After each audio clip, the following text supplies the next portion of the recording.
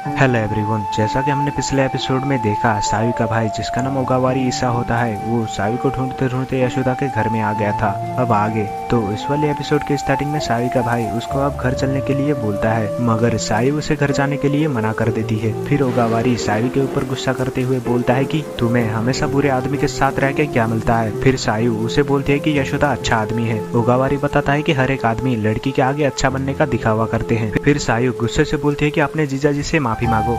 Sorry, मगर यशोदा ऐसा लड़का नहीं है, उसने तो मेरे को अभी तक टच भी नहीं किया, बोलती है। थोड़ी देर के बाद ओगावारी यशोदा से ऐसे बात करने के लिए माफी मांगता है। यशोदा भी उनसे अच्छे से बात हो बोल के आज अपने ऑफिस की छुट्टी कर लेता है। फिर ओगावारी उन दोनों को पूछता है कि क्या तुम्हारे बीच सच में ऐसा कुछ नहीं हुआ। वो दोनों बोलते हैं कि फिर ओगावारी यशोदा को सावी की देखभाल करने के लिए शुक्रिया अदा बोल के सावी को बोलता है कि मॉम तुम्हारे लिए चिंता कर रही थी। फिर सायु मॉम मेरे बारे में तो कभी सोचती ही नहीं, वो ऐसी तो कभी थी ही नहीं, बोल के उसे सच बताने के लिए बोलती है। ओगावारी बोलता है कि जब से तुमने घर छोड़ा है तब से तुम्हारी टीचर हमारे घर तुम्हें देखने के लिए आती थी। मॉम इस बात को बाहर आने देना नहीं चाहती थी, इसलिए वो टीचर को हमेशा झूठ बोलती थी कि तुम अपने आप को खुद कमरे में बंद करके रखती हो। मगर बाद में स्कूल वाले समझने लगे कि मॉम तुम्हें हमेशा रूम में बंद करके रखती हैं। फिर सायु बोलती है तो वो ये चाहती है कि मैं इस मिसअंडरस्टैंडिंग को दूर करने के लिए घर आऊँ। यशोदा भी बोलता है कि तुम्हारी मॉम को सायु के फीलिंग के बारे में कोई चिंता नहीं है। ओगावारी ऐसा नहीं है बोल के बताता है हमारी मॉम उन जैसी नहीं है कि जो सिचुएशन से भागती हैं, वो उनका डट के सामना करती हैं, बोलता है।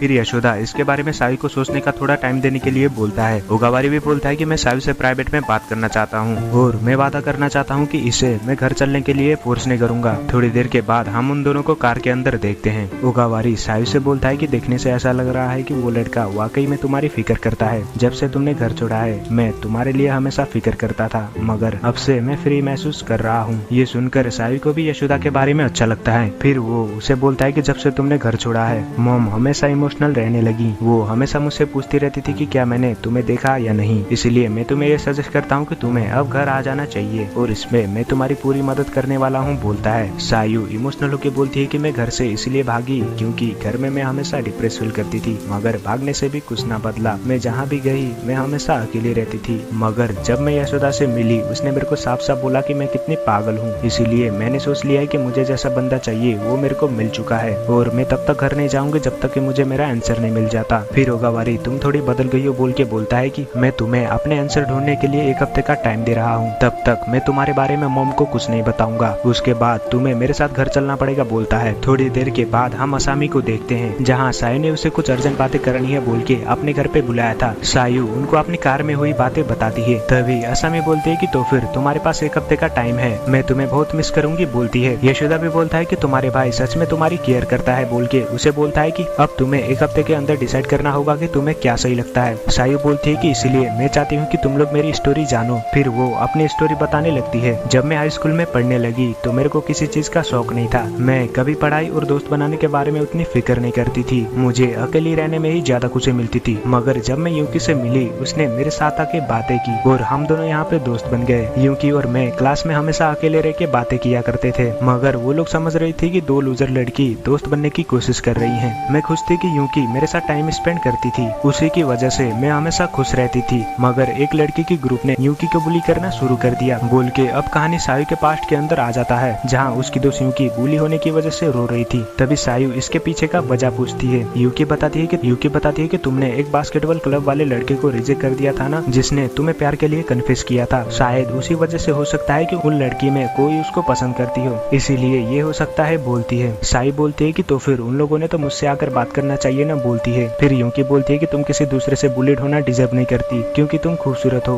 और मैं एक बोरिंग और अगली लड़की। वो बोलती है कि जब मैं तुम्हारे साथ होती हूँ वो इसे वेड समझती हैं और वाकई में वो गलत भी नहीं है, बोलती है। सायु गुस्से से बोलती है कि ये सब सच नहीं है, तुम मेरी पहली दोस्त तो बोल के वो यहाँ रोने लग जाती है। इससे हमें ये पता चलता है कि सायु की दोस्त अगली और बोरिंग दिखने की वजह से सायु का गुस्सा उसके ऊपर निकाल रही थी। अगले दिन हम सायु को देखते हैं जहाँ कुछ लड़की उसकी दोस्त को फिर से बुली करके जा रही थी। तभी सायु अपने दोस्त के पास जाती है। अपनी दोस्त को देख के उनके ऊपर गुस्सा आ जाता है, वो उनको मारने के लिए जाने लगती है, मगर यूकी उसका हाथ पकड़ के रोक लेती है। सायु भी उसका हाथ पकड़ के चलो हम साथ मिलकर उनका मुकाबला करेंगे बोलती है। यूकी ये सुनकर उसके गले लग जाती है और जोर से रोने लग जाती है। अगले दिन जब सायु खाना लेके स्कूल के छत में आती है, वो ये देख के हैरान हो जाती है कि उसकी दोस्त स्कूल के एंड में खड़ी हुई थी। सायु उसे वहाँ खतरा है बोल के उसे वापस आने के लिए बोलती है। फिर यूकी उसे बोलती है कि जब मैंने तुम्हें पहली बार यहाँ अकेली बैठते हुए देखा था, तुम कितनी कूल और प्रिटी लग रही थी, किसी की तुमसे बात करने की हिम्मत नहीं हो रही थी, मगर जब मैंने तुमसे बात की तुम कितनी काइंड लड़की थी, मगर मैंने तुमसे ये सब कुछ छीन लिया बोल के वो उसे बोलती है। वो उसे ये भी बोलती है मैंने उन सबको सोचने पे मजबूर कर दिया कि तुम कितनी पागल थी, क्योंकि मैं एक अगली लड़की तुम्हारी दोस्त कैसे बन सकती हूँ, उसे तुम मेरे से काफी अलग हो बोलती है। सायु को यहाँ कुछ समझ में नहीं आ रहा था कि वो क्या करे। फिर यूकी बोलती है कि तुम हमेशा मेरे बारे में चिंता करती थी, मेरे को कैसे प्रोटेक्ट करूँ बोल के सायु को बोलती है कि अब से तुम खुश रहना बोल के सायु को थैंक यू बोल के वो वहाँ से कूद जाती है। सायु ये सब होता हुआ देख के वो सदमे में चली जाती है। इसे हमें ये पता चलता है कि सायु की दोस्त को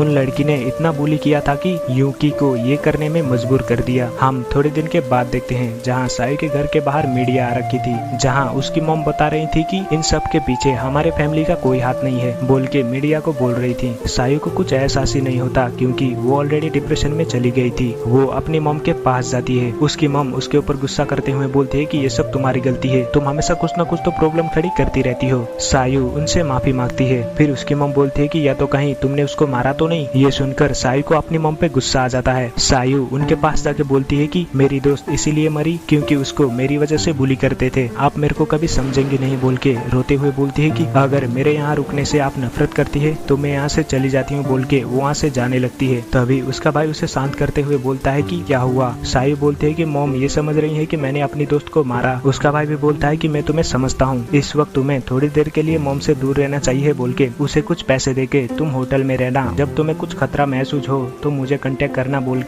के बताता है कि जब तुम थोड़ा रिलैक्स फील करने लगोगी तुम मुझे कॉल करना और मैं तुम्हें लेने के लिए आ जाऊंगा बोल के उसे अपना ध्यान रखने के लिए बोलता है। कुछ टाइम गुजरने के बाद हम देखते हैं कि सायु ने अपने पैसे सारे खर्च कर दिए और उसकी मोबाइल की बैटरी लो होने की वजह से शट डाउन हो जाती है। वो उस मोबाइल को लेके कचरे में फेंक देती है। जब रात को सायु ऐसे ही इधर उधर जा रही थी तब वो एक लड़के से टकरा जाती है। वो लड़का उसे पूछता है कि तुम तो एक हाई स्कूल लड़की हो, तुम इस वक्त रात को क्या कर रही हो। सायु उसे बोलती है कि मैं घर से भाग के आई हूँ और मेरे पास जाने के लिए कहीं जगह नहीं है। फिर वो लड़का उसे बोलता है कि इतनी रात को बाहर अकेली घूमना ठीक नहीं है बोल के अपने घर में रहने के लिए बोलता है। अब कहानी प्रेजेंट में आ जाती है जहाँ सायु उन दोनों को कहानी सुना रही थी कि सबसे पहले मैं उस घर में इसीलिए गई ताकि मैं समझ रही थी कि लोगों के कितने अच्छे दिल हैं, मगर कुछ दिन गुजरने के बाद वो मेरे को बोलने लगा कि अगर तुम यहाँ रहना चाहती हो तो तुम्हें मुझे अपना बॉडी देना होगा, नहीं तो तुम यहाँ से जा सकती हो बोलता है। मैंने भी कोई ऑप्शन ना होने की वजह से मान गई, मैं भी बहुत पागल थी बोल के असीमा और यशोदा को बता रही थी। वो बोलती रहती है कि मेरी लाइफ ऐसे ही चलती गई जब तक कि मैं यशोदा से मिली नहीं, उसके बाद तो तुम दोनों को मेरी स्टोरी पता ही है बोल के वो उन दोनों को बोलती है। फिर यशोदा उसकी स्टोरी सुन के उदास होकर अपनी स्टोरी सुनाने के लिए शुक्रिया अदा बोलता है। असीमा भी बोलती है कि तुमने अपनी लाइफ में बहुत कुछ सहा है बोल के उसे यहाँ चीयर अप करने लगती है। सायु ये सब सुनाने के बाद वो यहाँ रोने लग जाती है। थोड़ी देर के बाद सायु को बेड में लिटा के वो दोनों बालकनी में आ जाते हैं। फिर असामी यशोदा से बोलती है कि अब तुम क्या करोगे। यशोदा बोलता है कि एक अनजान आदमी उनके घर के मामले में कैसे दखल दे सकता है। असामी बोलती है कि तुम सायु के बारे में कितनी चिंता करते हो और अपने आप को अनजान बोल रहे हो बोल के उसे बोलती है कि अब सायु के बारे में तुम क्या करना चाहते हो। यशोदा उसके बारे में मैं क्या चाहता हूँ सोच के ये एपिसोड यहीं पे खत्म होती है।